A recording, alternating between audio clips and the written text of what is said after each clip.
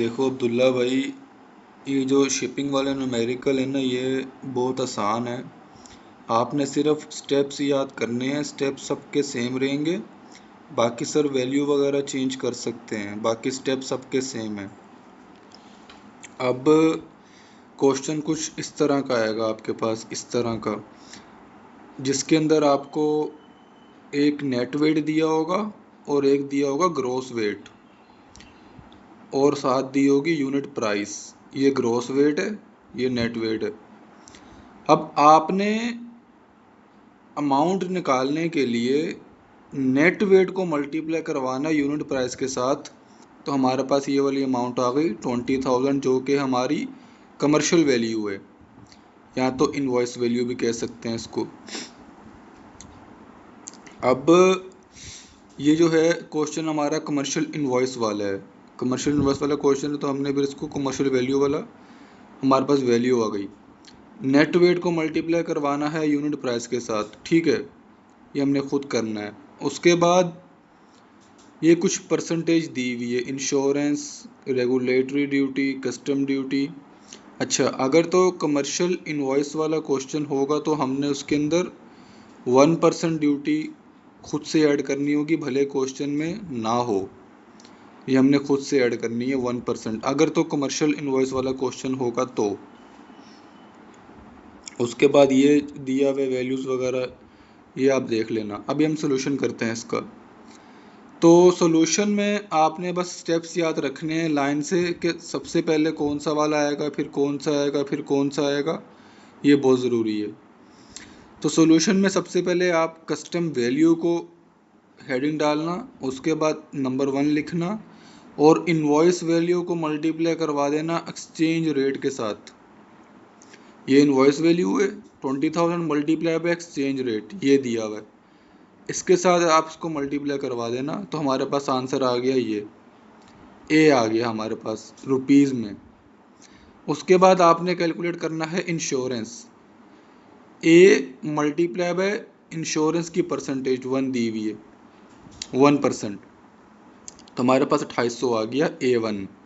उसके बाद नंबर 3 पे कैलकुलेट करना है लैंडेड कॉस्ट, ये आपने करना ही करना है। ये अगर इसकी परसेंटेज क्वेश्चन में नहीं दी हुई, जैसे इसमें नहीं दी हुई, तो आपने इसको 1% ले लेना है खुद से, लेकिन निकालना ज़रूर है।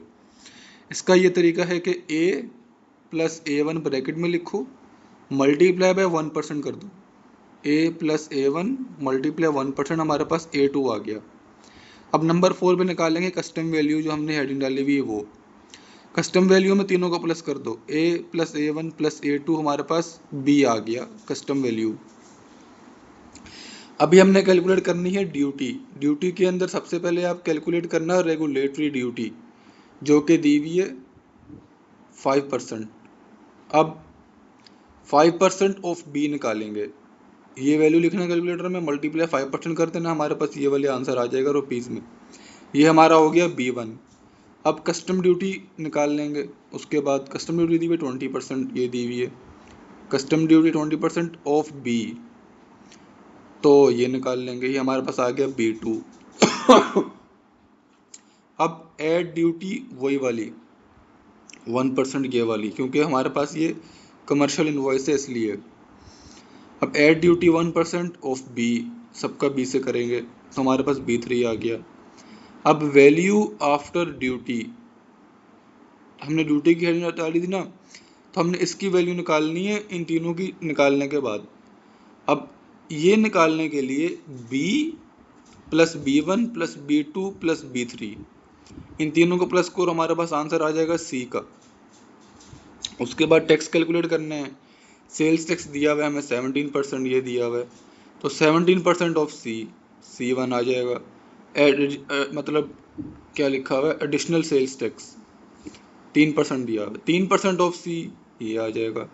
वैल्यू फॉर इनकम टैक्स, बस इसके अंदर हमें 2 ही कैलकुलेट करने हैं, क्योंकि 2 ही टैक्स दिए हैं हमें।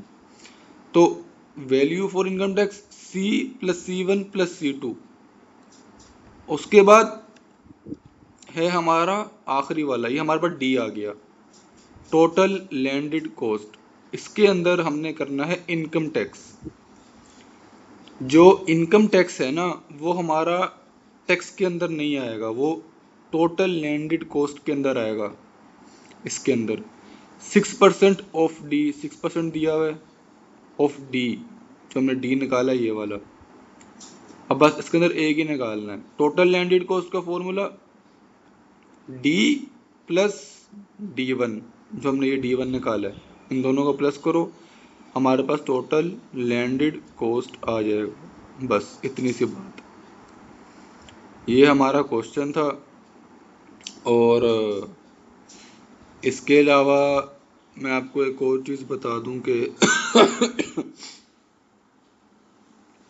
देखो पैटर्न सबका सेम है जैसे मैंने समझाया है, और जैसे कस्टम वैल्यू वाला है इसको देख लेना। उसके बाद ड्यूटी वाले में सारी ड्यूटीज आ जाएंगी, और सबको करवाना है इससे परसेंटेज निकालनी है इसकी। टैक्सेस में टैक्सेस आ जाएंगे 2 इनकम टैक्स के अलावा, इसमें इसको निकालना, प्लस कर देना इन सबको।